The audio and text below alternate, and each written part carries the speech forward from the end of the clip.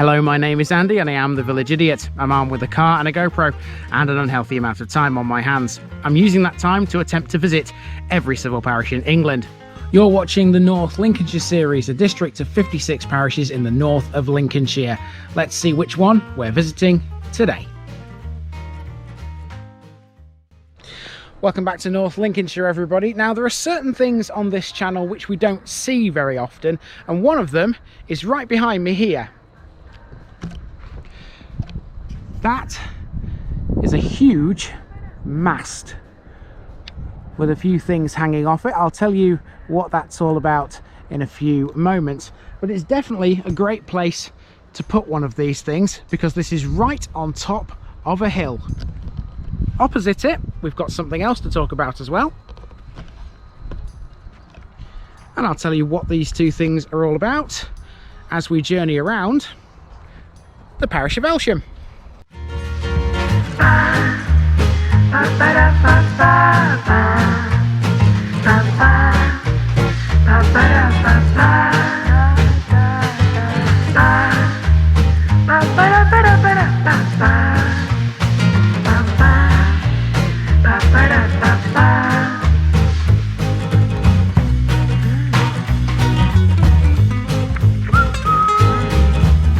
This North Lincolnshire episode is sponsored by Past Days, a family history blog by June Terrington. You'll find her link in the description. Here's my disclaimer for people who may be watching me for the first time. I say things as I would in my native accent and dialect. As a result, I may not pronounce things in the same way as the locals do. Remember, I'm a visitor. It's impossible to know everything. Leave me a comment, spin me a like and bash that subscribe button. Let's get to today's parish video. Elsham, with its population of around 400 people, is situated 4 miles north of Brigg, 1 mile north of the M180 and 1 mile west of the A15 in North Lincolnshire. This is a place which is dominated by its history with the Royal Air Force. The RAF references are everywhere you look. As such, to the village's northeast is the former RAF Elsham Wolds. RAF Elsham Wolds was the most important airbase in the area in World War II. Number 103 and number 576 squadrons were stationed at it. Some of its buildings, including a J-type hangar, still exist. There's more to Elsham than the airbase though. For a start, there's Elsham Hall, which during the war was requisitioned as an anti-aircraft HQ. It was inherited by Captain Jeremy Elwes after World War II. It's since been turned into a successful tourism and wedding venue. Elsham used to have a railway station as well, but the site of it is not in Elsham Parish. You'll have to wait for Wrawby for that one. Wrawby's boundaries also partly cover Elsham Golf Club, although the main clubhouse is just within Elsham. It's also got a nature reserve and quite a few old buildings which are of interest. The village is also the birthplace of the agricultural engineer Richard Hornsby, astronomer Wallace L.W. Sargent, and George Green, a recipient of the Medal of Honor in the American Civil War. Elsham was voted the best kept small village in 2017, so let's go and see why.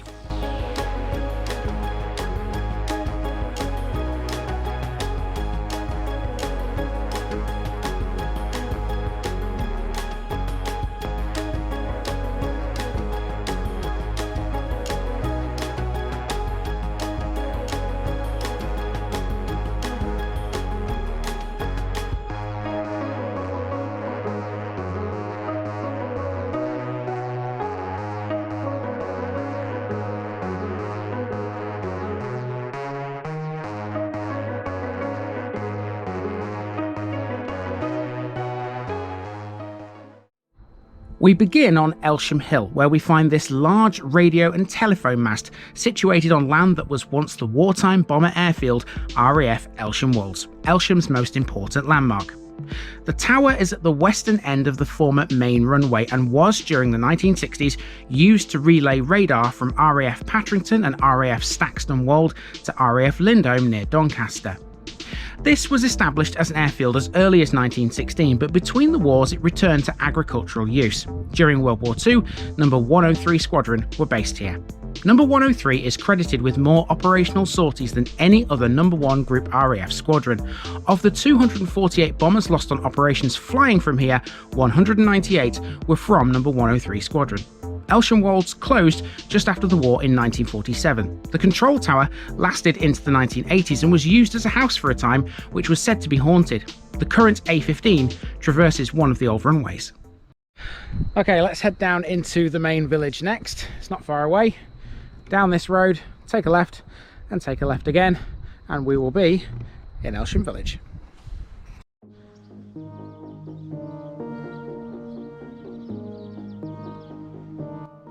As we journey around Elsham village, there's still more RAF history to discuss.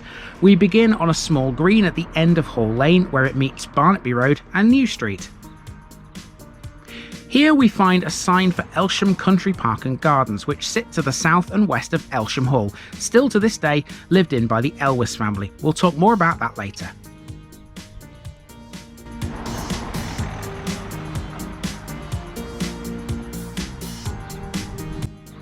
Buses. Now, in the last 3 episodes of North Lincolnshire, there's not been much to report on with these.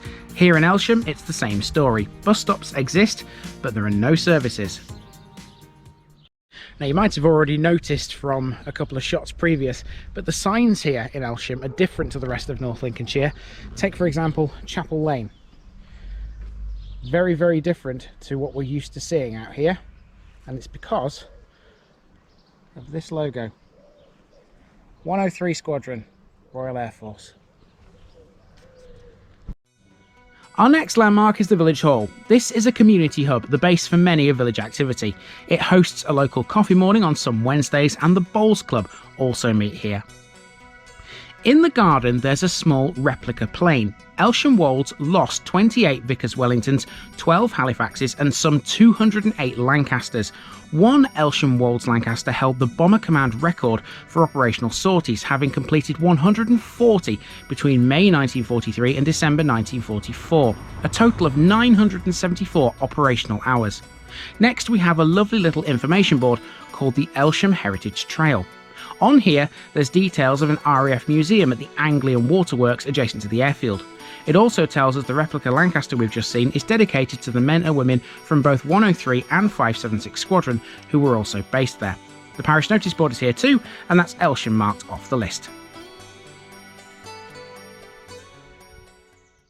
So this village is definitely all about the RAF, isn't it?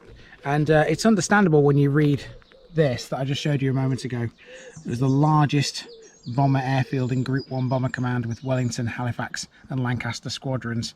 Certainly the RAF was a very prevalent thing out here. Now, other things that are on this map, I can show you where we are and where we're going to go. So all I've done so far is walk up Hall Lane and along New Street to Chapel Lane, and I'm here at the Village Hall.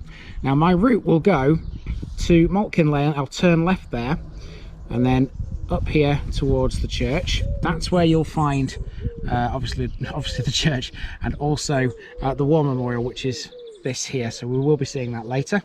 And then I'll be coming down here. There's not really much on this bit. It seems to be just, you know, just a road with no houses on either side, but it does pass something called the Old Cottage, so we'll talk a bit about that when we get there. And then the route just comes down Front Street and back to where I began on Hall Lane, and after that I'll be seeing if I can get close to Elsham Hall. If not, it doesn't matter. That's what picture bits are for, like I said in the last dying bits of the Wrawby episode last week. But yeah, that's my plan anyway, so let's go and do it.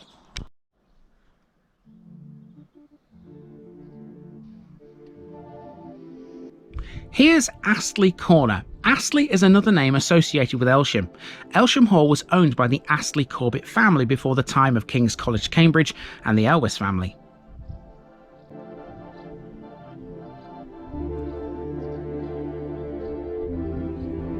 Elsham certainly takes pride in itself, like Wrawby. You'll notice as we journey around quite a few attractive floral displays. There's even one in a wheelbarrow at the end. Speaking of flowers, now, what do we have here? Lillian Moss, Elsham Florist. Here's what you can get from this. Pretty nice. At 9 Church Street we have Home Farm Residential Home, a purpose-built single-storey building with no stairs or steps, ensuring easy access for all. It can accommodate up to 30 residents.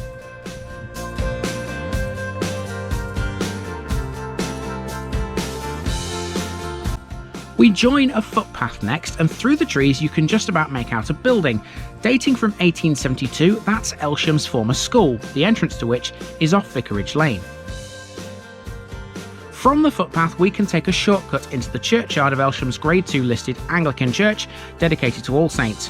Of 12th century Early English origin, it was restored in 1874. Okay, so now we're in the churchyard. We're on the lookout for the war memorial that we spoke about back at the information board at the village hall. I don't think it's that far away actually. In fact, I think it's going to be here, isn't it? There we are. There's the war memorial right there. The church is set on a rise and it's surrounded by trees and shrubs. It's not easy to take shots of it. It's a typical small parish church with a massive west tower and heavy buttresses. The tower is thought to date from the early 13th century. As such, on the buttresses are two 13th century carved panels of the Last Judgment. Little is known about the history of the church. There are records of an Augustinian priory in Elsham in the early 12th century on the site of Elsham Hall. The priors were in charge of the church until the priory was dissolved by you-know-who in 1539.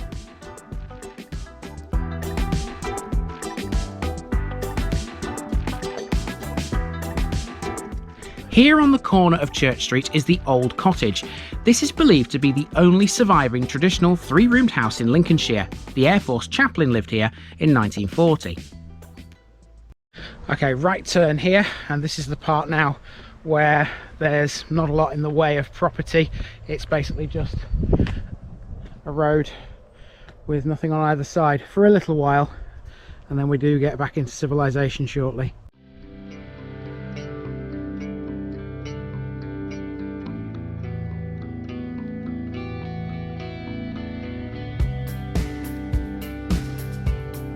Here's the old post office, no longer operational. Time for a fun fact regarding postal addresses. When RAF Elsham Wolds closed, Poles and Ukrainians working at Scunthorpe Steelworks were housed in its old buildings. As such, it became known as Warsaw Hamlet, and the post office delivered letters there using that address. Next we have the Manor House, an important Grade II listed building dating from before the 1500s, and during the war it was used to house Italian prisoners of war. Opposite that, there's the wheelbarrow I was talking about earlier on a second small green. Okay, we're back on Hall Lane where I began. Lovely little place this. You certainly can't escape the RAF history, can you? It's all over the place. Although there is one thing, of course, that Elsham is famed for apart from the RAF, and that would be Elsham Hall. Now I'm going to go to it and see if I can take a few shots of it, see if they let me. To get to it from Hall Lane you've got a few options. There are, I think, 3 entrances. There's one which is at the end of Hall Lane, but it's gated, so you probably only can use that one if you have pre-authorised access. The one we're using is turn left here and then left again, and then there are 2 roads that come off that road, and it's the second one, I believe, on the left after you've turned left again there, and that will take you into Elsham Hall. So I'm going to drive in, have a word with them and see if they let me film some exterior shots of the building. I mean, they can only say no, can't they? Elsham Hall is a 17th century English country house situated in its own parkland to the west of the main village. The park and gardens are open to the public, but the house is not. The present house dates back to the 1760s and it's on the site of an earlier dwelling, of which little is known. The house includes a Catholic chapel dating from 1933, and in the grounds there's a fish pond, which is the last remaining trace of the former Augustinian priory. The park and gardens were opened as a country park in 1970 by Captain Elwes. The old stable block includes a shop and a courtyard cafe.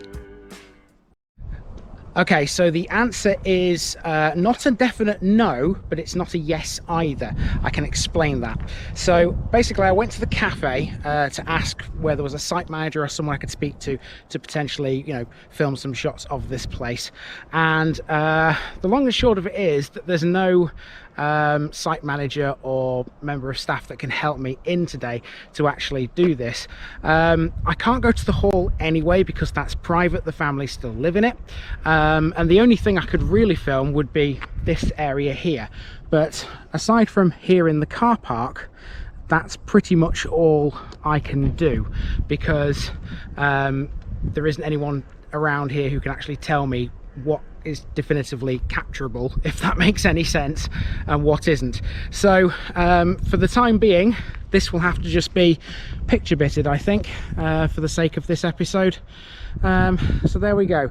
Now, on the way to this, there were a few things in Elsham village itself which I didn't catch on the main walk. I saw them as I was driving out here. So to make up for this, straight after the picture bit, I'll give you those extra little bits that I haven't yet caught. Here that comes right now.